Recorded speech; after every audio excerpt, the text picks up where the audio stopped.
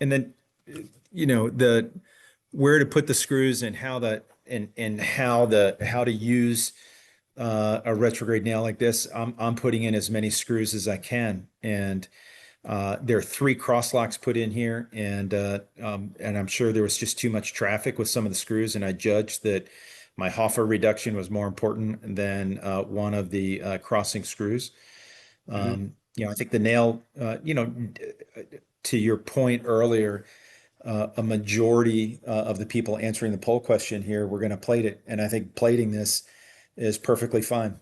I think if there's the people that believe in axial load is better with a nail. And I think if you're part of that club and the moment arm of the cross locks in the middle rather than on the side, so be it. If you were plating this, would you put a plate on the medial side as well?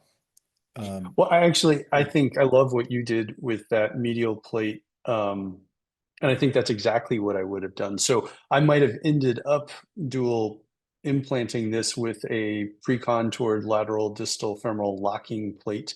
But if you've got a buttress and you're staring at it through your debridement, or you've extended to get your articular reduction, and you're staring at this obvious shear fracture that's just begging for something to push it back down, you don't need anything fancy. I mean, that looks like a 2.7 or a 3.5 little tubular plate, and that's brilliant. And I think that that's what I would have done the exact same thing, because by doing so, you're increasing the load sharing capacity of this, and you're protecting the implants.